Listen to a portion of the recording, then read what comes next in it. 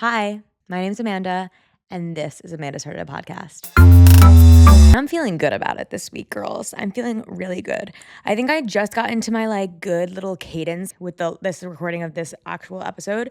I was like, wait, damn, I'm actually getting better. Yeah, it just feels really good to get better at something, especially because you're working hard on it. So that's very exciting. This week, Monica comes on the podcast to talk about a slew of things. I think it's super interesting to have Monica on the podcast because she is the longest friend that I've had so far on the podcast. So we've been friends for 13 years. We met when we were 18. We went to college together. That's how we met. She and I have a very similar ambition that we've always just wanted to be adults, and we've always wanted to work our asses off and be doing big things, I guess, or whatever we thought big things were at the time. She's a new mother. So at the time we recorded the podcast, Charlotte, her baby, is 7 weeks old, and Charlotte is in the entire episode as well. So you will hear Charlotte's little tiny baby noises, which is very cute and adorable too. And also sometimes you see, if you're watching the podcast, on YouTube or on Spotify video, you can see her little hand. It's so cute. At one point, I literally was crying when I was editing it because I was like, small hand. Monica is not only one of my longest friends, it's been on the podcast so far, but she's also a master manifester. I kind of hate when people say things that sound a little woo-woo-y, like master manifester, but she deadass is.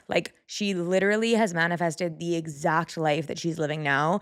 She would say to me over 10 years ago that she wanted the exact life she has now. So it's it is crazy. It's not easy to get there sometimes, but she is literally living her dream life, and I'm really happy for her. And it's really cool to have been on such a big part of the journey with her, and seeing how she's figured it all out. I hope you enjoy this episode, as I hope you enjoy every episode. And thank you so much for listening. I really appreciate it. You and I have been manifesting since before we even knew we were manifesting. It's true. And then now, you've manifested, the perfect life for yourself that, deadass, we would talk about, you living in Venice in, a bungalow and a dream house. And we'd always be or, I don't know. I know. I live, 2 miles from the beach. Yeah. I can't believe it. Yeah. And it's awesome. And you have your, most amazing husband. You have your little amazing nugget. Honestly, life is really good. I'm, like you, a really big believer in, visualizing the life that you want. One of my favorite quotes is, pray you catch the bus, but run like hell. And yeah. I think that's, how I live my life. And, my husband's I don't know. I think that, you don't always have to grind. And I'm yeah. I don't know. I do think you do have to run like hell sometimes, though. Yeah. And you've been amazing at that since the get-go. Yeah. I mean, so Monica and I met in college. We met when we were 18. Yep. So we've known each other for 13 years. Wow. I only know that because this morning I was counting them. But we met when we were both we went to college in a city because we were ready to be adults. Yeah. We were sneaking into bars and clubs. I mean, everyone else was too, but we were we wanted to be adults. We were going to happy hours in different parts of the city. Yeah. We were we wanted jobs. We got jobs. You moved to New York, yeah. And you were I'm actually gonna finish school earlier than expected just so that I could be in New York. Yeah. We became these people we wanted to be, and we always, I think one of the things that similar to the grinding run like hell thing, I loved that we always The Secret and stuff like that, or that E=MC² book where it's you and I, we had no money, but we still went to fancy French restaurants. Surround yourself. Yeah, get one drink there or something like that. I actually really believe that you should surround yourself with where you want to be, even if you're not there yet. Yeah. And then whether it's dumb or not, I feel I've signed the apartment lease before I could really even afford the apartment. Totally. And it hasn't backfired yet. No, and it won't. So, but when I first moved to LA 5 years ago, this old guy had an apartment, and he was are you sure you can afford this? And I was I'm going to pay you every month. And he was okay. And then just gave me the keys. So, and I had no money. It was really expensive for me at the time. Yeah. Because I didn't even have a job, but yeah, I figured it out. Right. And then I've been the same way. I also did the same thing with my apartments. Yeah. Also, we moved into our apartment together in Chinatown, and we were we'll make it work. 6th floor walk up. 7th floor. So small. Smaller than our whole apartment was probably not even the size fit of this in room. half this room. Yeah. It's so nuts. Now being a mom and my baby's 7 weeks old now, my days are very, very slow. Mm-hmm. And I've never had so much downtime. Right. And it's actually amazing. Right. So while I do the hustle, I feel this is the first time in my life that I'm really slow. Because nothing can be sped up. Her feeds can't be sped up, her sleeping. Yeah. And you're just very dependent on whatever she wants and needs. Right. Which So is awesome. Right. It's like the first time you're forced to like, in that way. I mean, I think we were talking about even yesterday on our walk. Like, yeah, obviously we hustled really hard from a young age. And maybe we didn't do like as much of like the quote unquote fun or like the quote unquote partying, whatever the fuck. But like now is the first time both of us, weirdly in different ways. Like I don't have a baby, but I'm also learning how to like kind of take things for what they are, go with the flow of life a bit more. Maybe that's your 30s though. Like I think Yeah. 20s are, I felt like I was kind of like floundering around, and then 30s I feel really grounded and like really happy. I'm just really happy with the decisions I've made for my life basically. And Yeah. I think that helps get rid of any kind of like FOMO or like, Yeah. am I missing something out because I'm taking care of my baby? I don't feel like that at all. Right. I also feel very similar. Yeah. I don't know if that's turning into your 30s and being like, wait, I feel just like super grounded and really good at where I'm at. Yeah. We also spoke about this like a little bit this morning. Both of us were in the middle of our really intense hustle like mindset. Yeah. When COVID hit. And Yeah. we were both living alone. Yeah. We were both forced to do like a lot of inner work. Yeah. And self-reflection. Totally. Yeah. Like I had just quit my job in 2019 to go freelance, and freelance like is scary starting out. And I would say it takes 3 to 4 years to like get your feet on your ground. And then COVID hit, and I was like, fuck, I don't even know if I can apply for like unemployment because I don't have a job. Like if you don't have a job, you can't really be unemployed. Right. You have to figure it out basically. Right. And there's no one else. I think that was the other thing. Like no one was going to save you. That's like, you Yeah. have to figure it out yourself. Yeah. Yeah. I felt that way. Not obviously I wasn't freelance during COVID, especially the beginning. I had a job, which honestly was the only thing I was doing with my time. But you were so alone, I felt like. Yeah. You were like really, like, But I feel like, I mean, you were too, because you were over here. I took a flight back actually to Oh, Pennsylvania.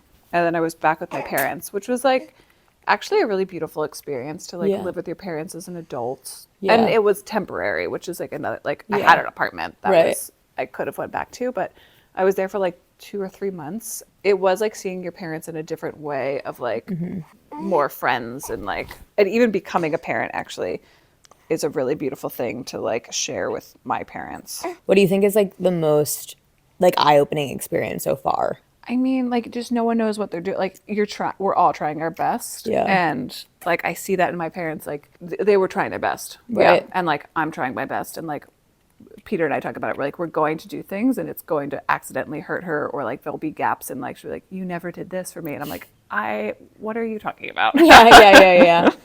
I mean, right? I mean, it makes you more gentle, I guess, towards like the things that you feel like your parents didn't do. Didn't do for you. Yeah. The right way or whatever. Obviously, this podcast, the whole point of it, I think, is really hoping to inspire at least someone somewhere or make people feel like they have more of a community, or like if they are a little bit of like the odd one out, like they will find their people in life. Like, what do you kind of hope for your, like you have a baby. You're like, I just like, baby. like obviously you hope like the world for them, but like, what do you, Yeah, it is interesting. Like, I think I want her to like explore the world and like have all these amazing experiences, and then like you want to shelter them from like being hurt or like being bullied or like getting heartbroken, but then you can't. Like, she Yeah. needs to feel all those things. So it's like, how do you foster a person that's like has a core sense of self and is independent, but then like open to the world, I guess. right?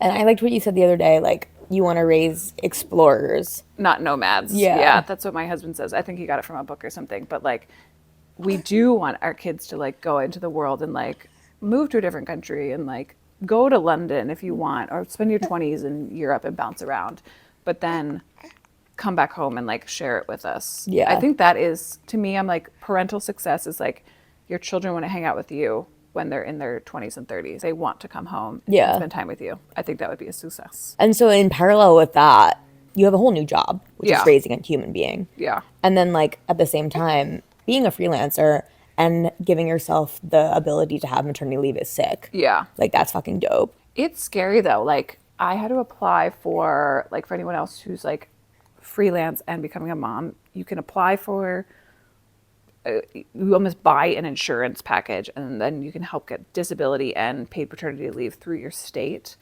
But if you're a freelancer, you almost have to do it either 2 years in advance, or if you run a payroll. And I run payroll for myself, so I got lucky. But like, my husband doesn't run payroll for himself, so he couldn't even apply for it. Yeah.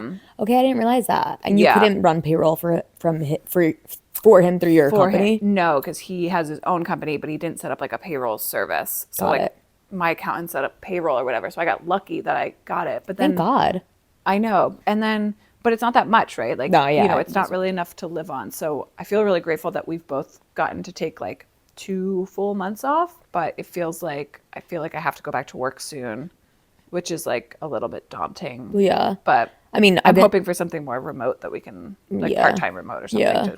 I mean, it is crazy because we have been talking in the past few days and also just hanging out with Charlotte all the time. It's like, I don't like, it must be so fucking crazy for people that have only a certain little bit of maternity leave. And like, obviously, like, Europe is different and like, they have a year, but like, Katrina having 20 days. Like, but if you have to like drop your kids off. off and Yeah. like figure out childcare, like that, I was in like a mom yoga class, and that was like a big topic. That was like a big topic for people, was like, what is your childcare situation look like? And like daycares, you have to get on like lists, and sometimes it's like years or months to get involved. I know, or right? whatever. Because I don't know what the deal is with California, but obviously in New York, like, things you hear about like applying for preschools. Yeah. And like getting, it's like, what? I know, it's crazy. So we haven't done anything.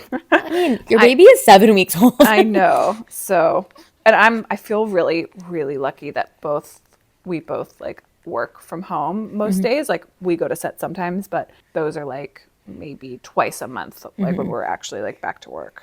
In addition to like, now you have to sort out who you are as a mom. We're all still always growing and becoming the next best version of ourselves on our own. You're also trying to be the best version of yourself as a wife in a relationship. And now you're like, wait, I also kind of want to pivot from the work that I've been doing, which has been production mostly and creative direction. Yeah. But now it's like, what do I want to do next? And like, what will fill that part of me? Yeah. And that feels really a little bit daunting, actually, to like try to start something new. But it's not brand new. It's just like, I do want to make a career pivot. The things that production can be very like time consuming and grinding and stuff. And that just doesn't line up with like what I want my life to look like right now. Yeah. And like, I've done projects where it's like travel for a month, and which is awesome. And then grueling. And then I'm like, well, I have a baby. I'm not traveling for a month. Right. To be honest, like, everything you've ever done has been so wildly inspirational, and you've manifested so well. Like, when you first went freelance and you were like, I want to travel the world and produce a show. Yeah. Like, I want to be involved in like this, like, I don't know what that looks like, but that's what I want. And then you fucking did it. Like, within 2 years. 2 years. And during the pandemic, the tail end of the pandemic, even harder. Yeah. Like, that was fucking crazy. Yeah, that was. And then it's also like, careful what you wish for. Like, you know, like sometimes it's not exactly what you think it's going to be. And I'm really grateful for all of the projects I've worked on, and they've been amazing, and like with amazing clients. But now I'm like, oh, I can't do that work anymore. But it's crazy to be 10 years into a career.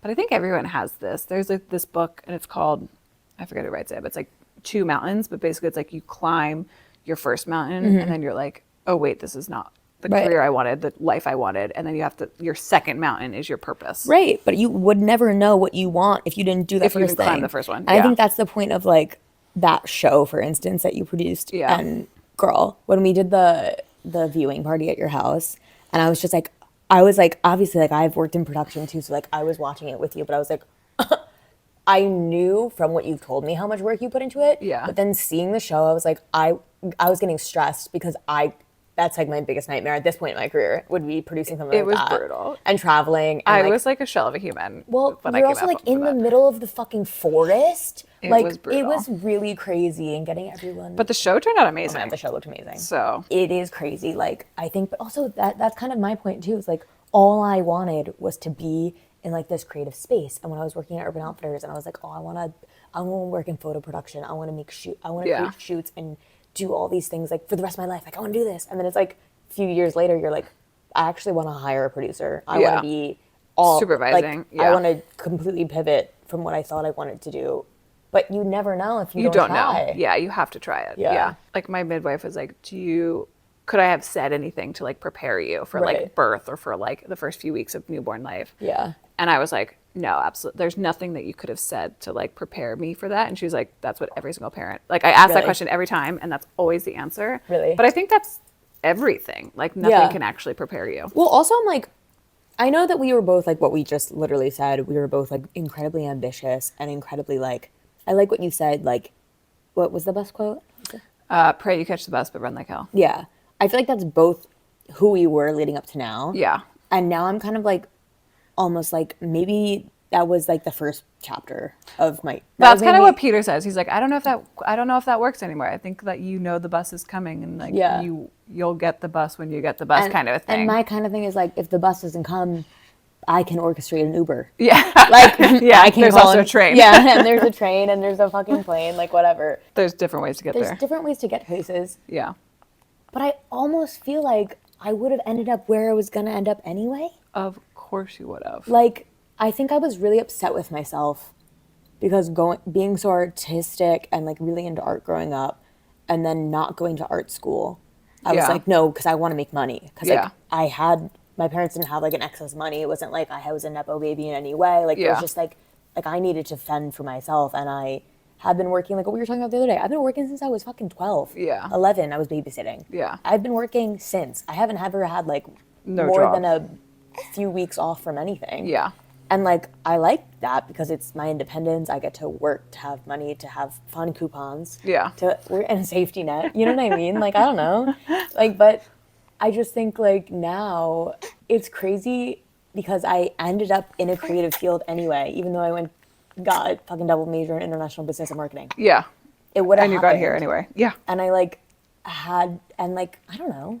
Like I love what I'm doing and I'm going to continue to develop and do other stuff too. And like I learned how to fucking edit this even podcast on Premiere Pro and like and you taught yourself how to edit too. Like you just like you just do the things. Yeah, totally. And then you have like a bigger tool belt of stuff you can do. I know. I think about that a lot, just like our free will versus like destined path and I don't know, go back and forth of like what is it and I think it's two. I think they work together. Be both. Yeah, I think they could be both too. You also meet people in your life where you make each other better. Yeah, like you and Peter literally bring out the best versions of each other. Yeah. And where maybe you needed someone to pick you up in certain areas, like he does. Yeah, and I see you do that for him. Yeah, for sure. And I think that's so beautiful. So it's like, it is destiny, but it's also like this ambition and it's like this. But then we talk about it like we worked together for 5 years. And yeah. Like I literally sat across from him and we were just platonic friends. Yeah. And like, then one day we weren't. Like, yeah. I think like other than us talking constantly about like who we wanted to be in the world, like, our careers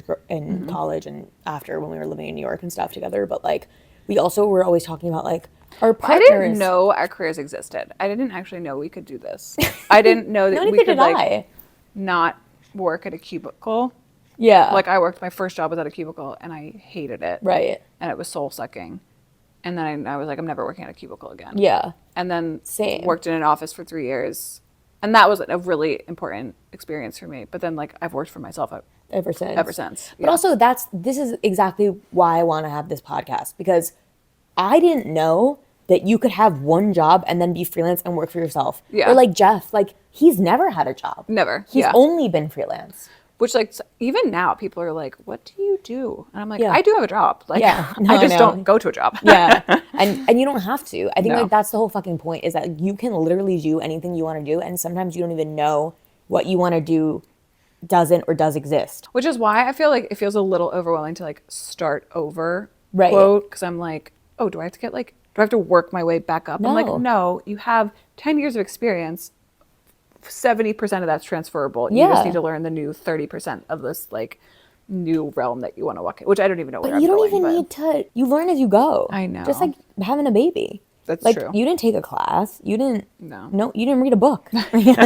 Similar to the way that most productions have gone. It's like when you don't know what's going on, you figure it out. That's true. And you have that. You get this like massive project and you have to make it work for that. Like the first week of getting a project is awful, and then you're like, all right, slow down. Let's just do one thing at a time. Let's call one person. Let's get him on board. Let's get her on. Like, and then it all comes together. And that's any kind of business. I think. Right. Yeah. I mean, and that's the same thing that's going to happen next. Yeah. I mean, also too, like the fact that you've worked on movies, you've worked on TV shows, you've worked in New York Fashion Week years and years and years after one another. Yeah. Like you've done all of these things. You now know what you really like doing, what you really don't like doing, and everything's going to continue that way. Yeah, true. It's just like sick. I'm actually so excited for this next chapter. Me too. I don't know what it's going to look like, but I think it's going to be good. I really want to talk more about how we are as people, like you and I specifically, how we were so poor and we had no money and we still like would spend like fucking $16 a glass of wine was outrageous to us, and we still would go and spend it when we felt poor. Couldn't. Because we were like, no, this is the life we will have. But like actually like if like self-helpy books and stuff, they like talk about that. They're Yeah. like, go have a coffee at like the fanciest restaurant that Yeah. you can like, and just buy a coffee instead of Yeah. in the corner, and like surround yourself with those kinds of people. Because I do think you are the company you keep. 100%. And so Oh no, totally. yeah. I think, well, two things. One, we didn't do that every day. But it was like, we like made it up. Like that one day we both called out sick on like that Wednesday before Christmas, and we went to that Fancy French restaurant. and we could only afford like French fries. Or that like, where's that like, what's it called? It's like the Italian restaurant in Soho that like celebrities go to. Yeah, like we got like soup. St. Ambrose or whatever. We got like soup there. Yeah, like shared a soup. But it's like, you're there. Yeah, You you're put there. yourself there. I think that's the first thing. I'm just like, I think that, because there's equals MC squared or whatever, that book about like the universe and blah, blah, blah, and like manifesting the power of like positivity. Mm-hmm. But like in the book, this woman was talking about like how she's so poor, and she was Yeah. like, all I wanted to do was go to Spain. All I wanted to do was go to Spain. So what I did, and she had no money, she bought the fanciest Spanish olives at this fancy Spanish supermarket. cute. She laid out with her best friend in a park, and they ate them, and they were just talking like, I just love Spain. I'm happy we're in Spain. Like blah blah blah blah blah. So cute. And then she ended up randomly getting like a fucking plane ticket to Spain because her friend like couldn't go on a trip. Like a few months later, like It's just like how it works though. Yeah. It's so cool. And I feel like you and I had been like that for years. Yeah. Without even realizing that's manifestation. yeah, it does really work. And it is like what you focus on. So it's like, I'm so broke, I'm so broke, I'm so broke, then you're broke. Yeah. And if instead of it's like, I'm receiving a check in the mail, Yeah. they will show up. Dead ass. Back to that same thing of signing the lease to the apartment that you can't afford, but knowing that you will. Yeah. Like I remember screaming on the phone with my dad. He's like, you can't afford that apartment. And I was like, I will. Yeah. And now And it's- I did. someone else is paying for it now. Yeah, Like, exactly. I don't even live there. you don't even live there. And then the second bit of what you just said, which is it's the company you keep. I think I've talked about this to you so many times, but I think I forget or I forgot. And then also when I moved to Berlin, I also kind of needed that reminder again. Yeah. That like you are an amalgamation of the 5 people you spend your most time with. Oh, yeah. If you want to be surrounding yourself with people that are constantly saying how broke they are, how negative they are about everything, how like shit life is, how they're not building you up, like that's gonna wear on you. Yeah. Oh, it's even like I look at people who are friends and your body types become the same because you all hang out together. Or like you work in an office, you kind of like start all dressing the same and your Yeah. bodies all look the same. And if you're all frowning, like you all have the same frown lines and Yeah. stuff. And it's like because you spend That's so much time with these interesting. people. Yeah. Yeah. No, but totally. I think like I had like a full freak out or reminder in my earlier 20s when I was like, if someone were to say, you remind me of X, I would be offended. Why the fuck am I hanging out with X then? Yeah, that's true. Like, that's crazy. That is true. Now, being 2 years in living in Berlin, I think like I was maybe saying that story to someone that I was newer friends with or something like that. And I was like, fuck, I forgot. Like, just because you're new. And I think I had a scarcity mindset when I moved to Berlin. A Yeah. scarcity mindset about friends, about like support. I kept being like, other people move here with friends. Other people move here with partners. Like, it's easier when you have a partner. You have a partner to do all these things with. Yeah, Yeah. it is. But if you focus Or on it the could scarcity. be. Yeah. It could you're- not be too. Yeah, exactly. It's like, or I could like want to do what I want to do, and it's like my independence is sick because I get to pick my apartment. Blah blah blah. Yeah. 3 months into me living in Berlin, I constantly being like, I don't have enough of these things. Yeah. Very scarcity mindset. And then my mom was like, you keep saying how happy you are, but you look fucking miserable. And I was like, "Ah!" And I was like, hysterical. Went for like a 5-mile run, like Yeah. crying the whole time. So pissed at her for saying something. Yeah. Realized it's true. It only makes me mad because it's true. Yeah, Like, exactly. yeah. The maddest things I've ever been mad at are when I realized that I've made a mistake and it's true or something. And Yeah. I'm like, fuck. Of course. If it wasn't true, you wouldn't care. Exactly. Exactly. This is the thing, like, I get all hyped up about so many things. When I'm upset and all upset about these things, and I'm like, oh, this really pisses me off, like, blah, blah, blah, blah. It's because you care. It's because you care. But, like, I think something that I've always loved about you, like, even when we were, you know, dealing with all the, I was dealing with more drama bits of the college friend group and stuff, but, like, you're very, like, good at being, like, clear-headed. Like, yeah, that sucks, but, like, I'm not going to let that affect me. Yeah. And I've always thought that was very cool. Yeah, I mean, I think it's, like, good and bad. I think early in life, it was like, well, I just don't care.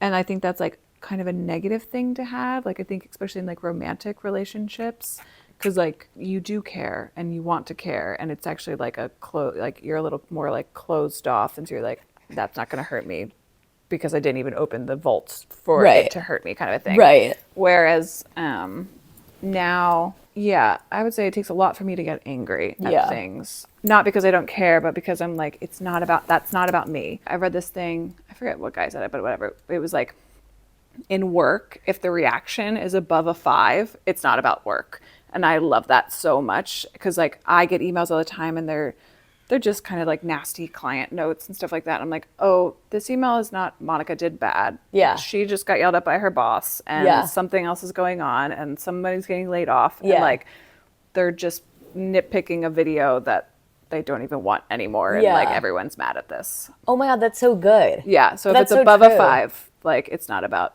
you. Yeah. That's, like, about everything too. It's everything, though. Yeah, it's not just work. It's fucking everything. It's like when I had a little breakdown a few months ago. I think I was just telling you about it, like, about, like, cooking that fucking thing. And my friend got so mad that it was, like, at him. And it's like, this has nothing to do with you. This is an internal thing that you just happen to be here for. And the fact that you, like, keep thinking it's about you is kind of insane. It's insane. Yeah. And then you realize, like, how selfish you're like, oh, wait, this email's not about me. She doesn't give a shit about this, like, little video. Which is, you know what? And again, I don't know if it's because I'm in my 30s now or the nature of my work, but, like, when I have to have difficult conversations with people, people will say things to me like, oh, I don't want to have that conversation. Can you do it? Can you be the bad guy? And I'm like, absolutely. Yeah. Not because I like to be the bad guy, but because it's not about me. It's not about you. This is a situation. It needs to be addressed. Yeah. Here it is. I'm laying it out. Yeah. These are the solutions. These are the things we can do instead of those. Like, it's not to have a difficult conversation or to be, I'm not getting joy about being,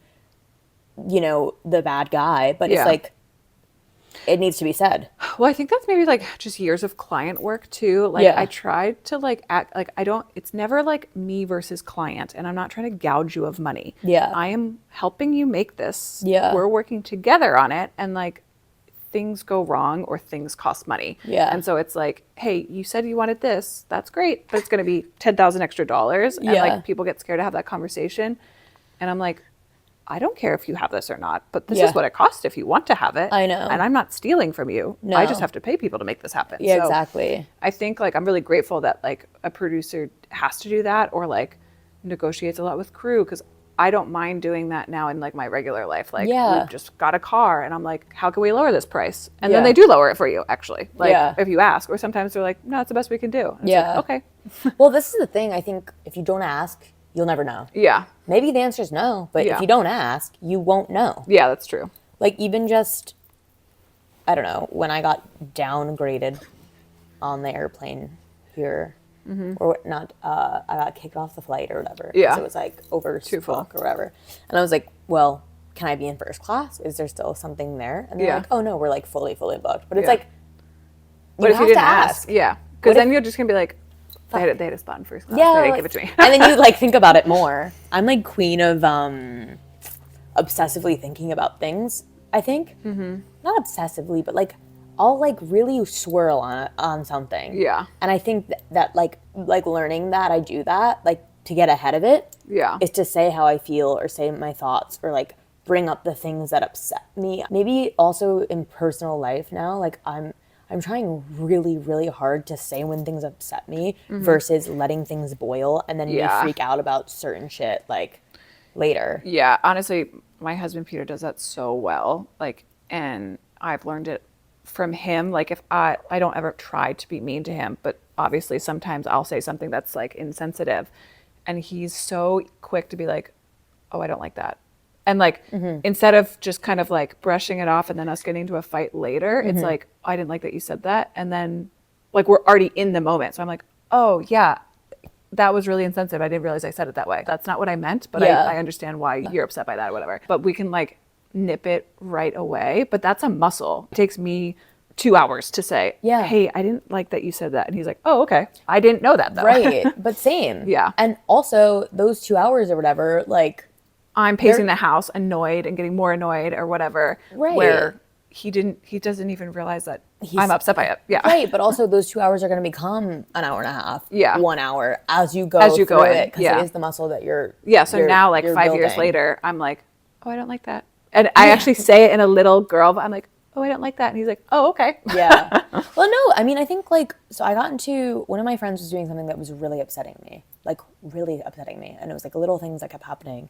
And I was talking to one of my other friends about it, and she was like, she's really good at that. She was like, I think you need to say. Also, randomly, she works in production. So I'm like, interesting. Oh.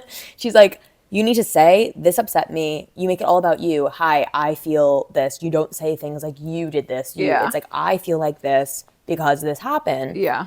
And if someone doesn't respond well to that, in my book, I don't need them in my life. Yeah. If I'm telling you, I feel a certain way, and you're defensive or mean as a response, then quite frankly, there's no place for you here. Yeah, that's true. And first of all, it took me like 3 hours to build up the confidence to say the thing that my friend was, telling me like, oh, you really should say something. Yeah. So like, and that was a few years ago. And now I feel like it's become a bit of a crash course of me doing it a lot quicker. Yeah. And obviously I'm not doing it perfectly every time. But then you can like apologize when someone else says that to you, right? Because then there's like the empathy building of like, oh yeah, I speak out of turn sometimes. And like, I didn't mean. Well, I don't. Yeah. Not me.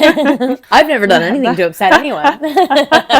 Including Amanda's you. Perfect podcast. That's what's so crazy about our friendship though too, because we were like we were 18. We thought we knew everything. Oh, we knew everything. But like the tiffs that we've gotten into are like about nothing, 100% because it was about. Just tired.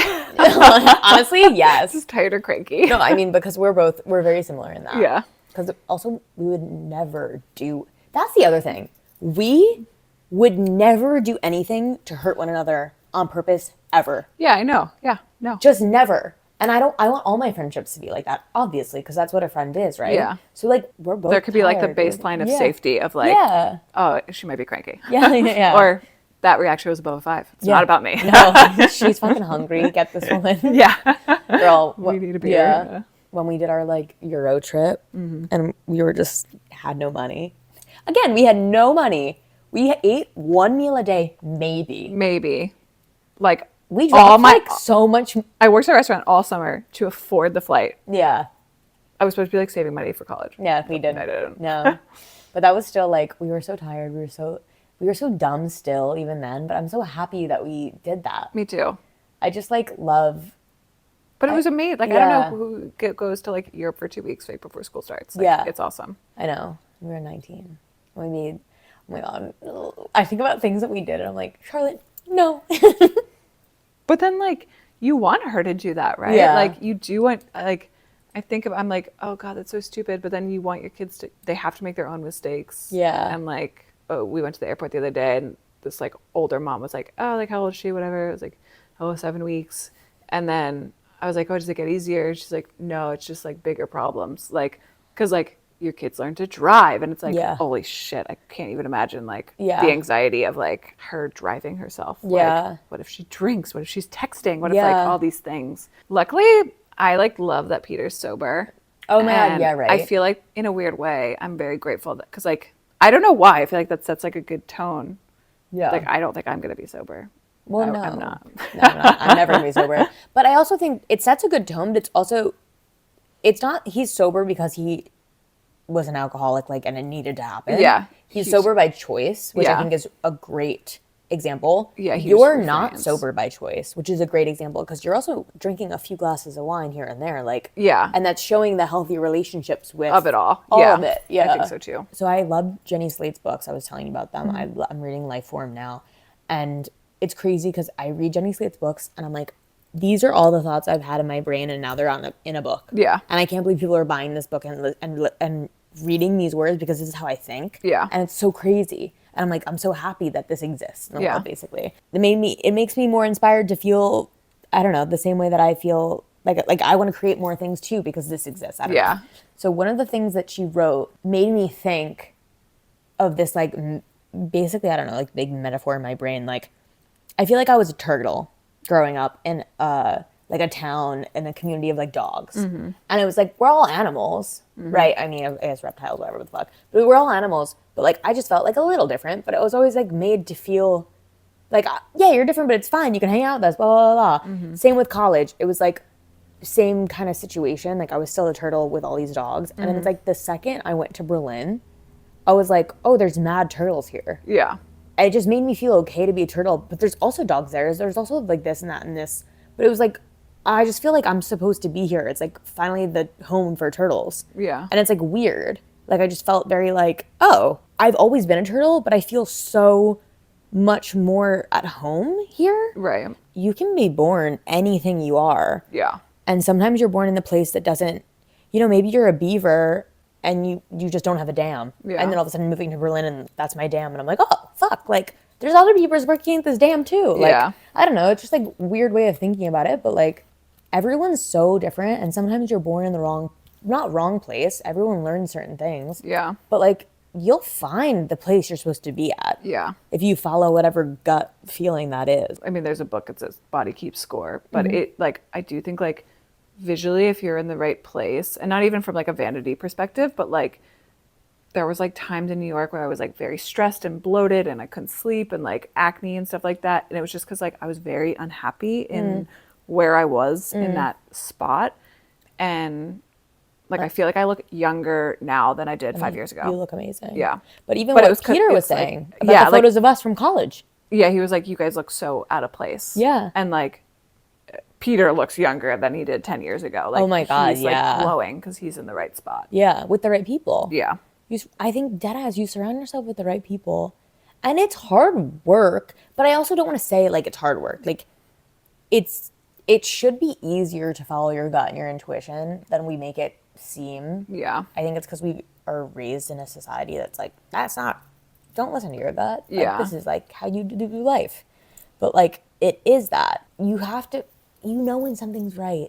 And sometimes, like, I think like the thing that I do a lot of, I'm like, yeah, this maybe isn't the right thing, but like, I'm like, whatever, I'm like, gonna do this anyway.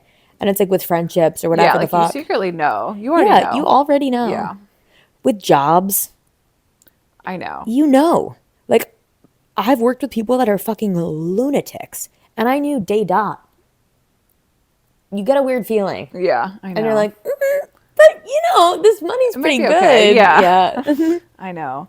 I got like a job offer, like in like my prime freelancing, and it was like a great job offer, and it was less than I was making as a freelancer, but I was like, I was scared to turn it down. Yeah. And I was like, I don't even want this. Like, I don't know why this is so scary. I don't Yeah. even want this job. I didn't even apply for this job. They just Yeah. offered it to me. Yeah. I wasn't even like looking for full-time employment, but I was like, maybe this is like a secure path or whatever. Like, I should go do this. I had like a mental crisis about it. And Peter's like, you weren't even looking for a job. Like, I don't, Yeah. why is this even I don't know why it's Yeah. a conversation. Like, As people we are in the world, you're like kind of built a bit or expected to be a people pleaser in a way. Yeah. And then all of a sudden you're letting people down that you never even knew you were supposed to even be pleasing in the I first. And then you're know. like, wait, but I'm not a people pleaser. No. I know. And I was really grateful for the jobs, but I'm happy I didn't take them, obviously. I fucking love that. I keep thinking about what you said. If the reaction is greater than a 5, it's not about. It's a game changer, 'Cause especially that's- in the client field. I mean, not even with friends. Yeah. I'm like, holy shit. I mean, I'm actually, mostly everything I'm thinking of is like things that I've done. Yeah. It's like a person, I'm like, oh yeah, all of those things weren't about that thing. Yeah, it was about something else. I think about like your style, right? And then like knowing your parents. And it's Yeah. like, where did you learn to like all these things? Right. And then like I love the nature versus nurture conversation. I'm Yeah. like, what is she gonna like because we like it? And then what is she gonna Right. just find interesting? Right. And like I think about it now, like she loves like the skylights in this house. And I'm like, Love oh, them. are you gonna like want to be an astronaut? Or like, Yeah. is that gonna be interesting to you? Or Yeah. are you just attracted to light because you're a baby right now? I don't know, but she does love the skylights. It's Yeah. really cute. I think that's interesting too, because I think I've told this story before on the pod maybe, but I don't know. Obviously, my mom has her very specific style and she's like a fun girl, but like we have very different styles. Yeah. My dad has zero style. He is wearing like the same shirts for the past 15 years. Yeah, 100%. When I was at Flamingo at work, like one of the design directors was like, "Oh my God, you're so funny. Like your parents must be hilarious." And I was like, "No, Yeah. my mom is a fun girl." Yeah, she's very But fun. neither of them are funny. Yeah. And I think Paige is maybe the funniest person in the entire world. Yeah. She is so fucking smart, But then she's so quiet. So quiet. Yeah. But it's just so interesting, like, how people are. But the style thing is, you know, and also, too, like, I have been wearing skulls since, like, 4th grade. I know. And I that's love why it. your style now is actually core you. Yeah. Yeah. Yeah. It's crazy. Yeah. I mean, like, I look back on the photos of us in college when I was, like, really trying to, like, I don't know, like be a hot girl. Yeah. Like all the girls we hung out with were hot girls and we were always, I just like wanted to be a hot girl. And it's like, that just was okay. not me. I know, but it wasn't. It wasn't. Like the stilettos we wore to fucking calves. I never wear, yeah, I hate heels. Okay, but I was. But you always like, you like Jeffrey Campbell. I mean, yeah, of course. No, but I mean, I'm just saying like, it's just so funny. I would never. I guess you try to fit in or whatever, right? And it's just like I just wanted to be like, I just wanted to be a hot girl. Even in high school, I didn't really try too hard. Like I've never lost like my style. I remember I feel like you dampened it. I think like especially. it'd be like a band tee and then like a mini skirt, and it's like which I would still wear. Yeah, but like in a different way. That's what I mean though about Berlin. Like the first time I went, I was like I was already like wearing the shit I wanted to wear. Like, I felt like before in Philly or in New York, like, I would get looked at or, like, I would feel like I was being looked at. Yeah. But now, I don't care. I don't know how to explain that. Yeah. But I just don't give a fuck. I'm so happy with who I am. Yeah, no, totally. But even now, like, traveling, wearing the same clothes, I don't care if I look at a place. I mean, not that I always just think I look amazing and everyone's jealous of me. So what was this Tom Ford quote that I saw the other day? I almost sent it to you last night, actually. It was like GQ did an interview with Tom Ford and GQ was like, oh, like, have you always just felt like you were a freak that didn't fit in? And he was like, no, I've always been fabulous and everyone else is the freak. And I was like, no, that's like me. So happy I started this podcast now and I can't wait to have everyone on it again. In a few months, few years, whatever. And like, because it's going to be so different. It's just so fun to see how like life is going, whether or not you like it. Things are changing for everyone. So you can either get with it or get lost in the sauce. Yeah. Like my dad, he hates change so much. I think it's like stifled him. Where it's like, if he just left his job so many years ago. Yeah.